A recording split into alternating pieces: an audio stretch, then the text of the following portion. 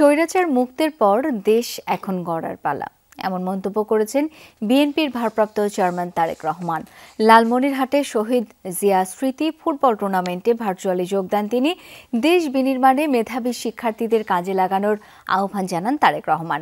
BNP ক্ষমতায় গেলে মাঠ পর্যায় থেকে প্রতিভাবান খেলোয়াড়দের তুলে আনারও আশ্বাস দেন তিনি। শ্রীলঙ্কা আবারও রপ্তানিতে শীর্ষে।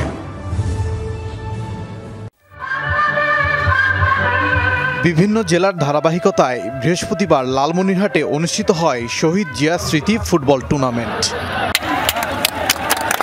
এতে প্রধান অতিথি হিসেবে ভার্চুয়ালি যোগ দেন বিএনপির ভারপ্রাপ্ত চেয়ারম্যান তারেক রহমান। তিনি বলেন, ছাত্র জনতার আন্দোলনে স্বৈরাচার মুক্ত হয়েছে দেশ, সামনে এখন নতুন করে গড়ার পালা। সেজন্য পরিকল্পনা অনুযায়ী কাজ করতে হবে। আমাদের শুধু মেধাবী ডাক্তার বা ইঞ্জিনিয়ার বা আর্কিটেক্ট থাকলেই চলবে না।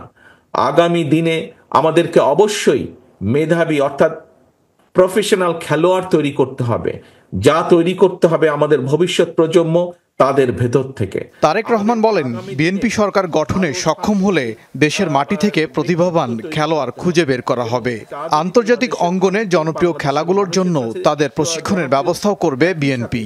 যেই খেলাগুলো আন্তর্জাতিক পর্যায়েও জনপ্রিয়, এরকম ৮-১০টি খেলাকে আমরা বাছাই করব এবং বাছাই করার মাধ্যমে এই দেশের মানুষের ভেতর থেকে, দেশের সন্তানদের ভেতর থেকে আমরা বের করে নিয়ে আসার চেষ্টা করব। ফুটবল টুর্নামেন্টে অতিথি হিসেবে ছিলেন দলটির স্থায়ী কমিটির সদস্য মির্জা আব্বাস ও যুগ্ম মহাসচিব শহীদউদ্দিন চৌধুরী। তারা দেশবিরোধী ষড়যন্ত্রের বিষয়ে সবাইকে সতর্ক থাকার আহ্বান জানান।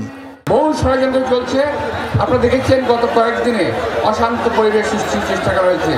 এটা হলো তাদের দ্বিতীয় প্রচেষ্টা। প্রথম চেষ্টা ফেল করেছে, দ্বিতীয় চেষ্টা ফেল করবে।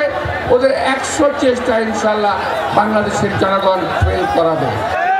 টুর্নামেন্টে রংপুর বিভাগের 10টি দল অংশ নেয়। ওবায়দুর রহমান, যমুনা নিউজ।